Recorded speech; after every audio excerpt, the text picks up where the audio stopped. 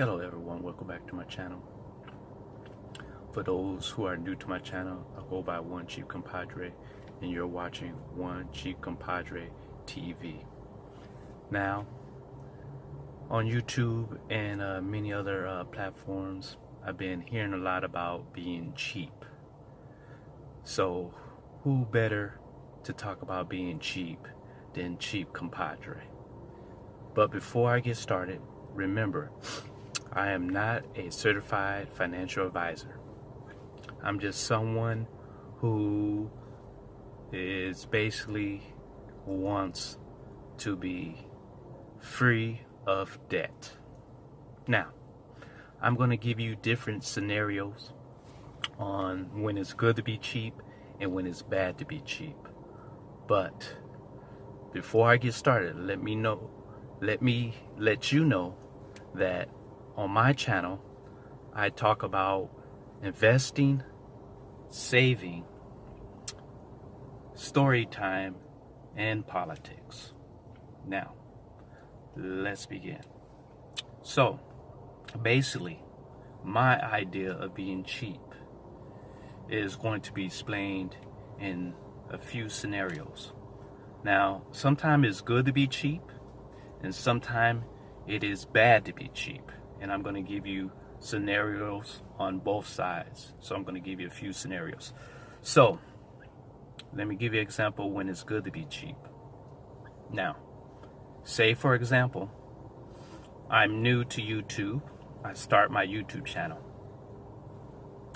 Now, when I first start off, I have a few subscribers like I do now. So basically, when it comes to investing in a reasonable camera, I would prefer to invest in an actual cell phone. So if I had a cell phone, I would use that until I started getting a fan base and start getting a large amount of subscribers.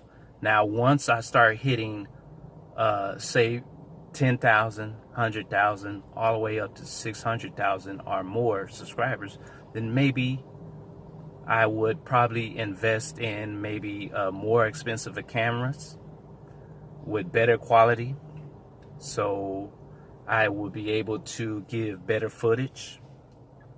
And the more subscribers I get, eventually I'll probably get people who are better at editing, probably better at filming than I am, and pay them as I also pay for better equipment.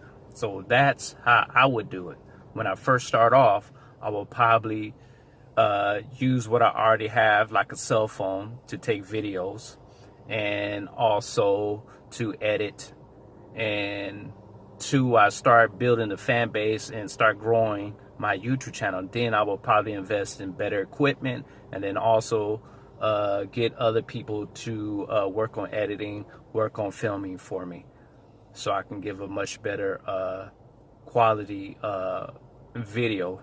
And also, I don't have to have all of this responsibility on myself, where I can have less on myself and then more time to focus on better quality video and topics. That's when being cheap is a good thing. Now, let me give you when it's bad to be cheap.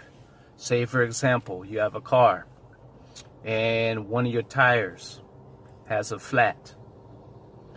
This is when it's bad to be cheap. So you decide, you know what, I'm going to take my car to a tire place and I'm going to get the tire plugged, sealed, where I can seal up that hole, where I could pay maybe, it's only going to cost me maybe $15, $20, and then I should be good. That's when it's bad, because I have a scenario that I did when it came to plugging a tire, and on the freeway I was driving and it actually blew out on me, and I got in a real serious accident. So that's when cheap can get you into a lot of trouble, is when it's bad. Now, when it's good is to take that car instead of to a tire place where they plug it for a few dollars. It's better to take your car to a tire place where they just replace the either the front tires that blew out or either the back tire that blew out. And that's what you would do in order to be safe and be cheap at the same time, because in the long run you're going to feel, or you're going to go through something that probably makes you have to spend even more money. So it's better sometimes to not be cheap and just go ahead and take care of that problem that can cause more problems in the long run. That's when it can be dangerous. Okay. All right. Another example of when being cheap could be a good thing. For example, say you have a house and it needs to be painted.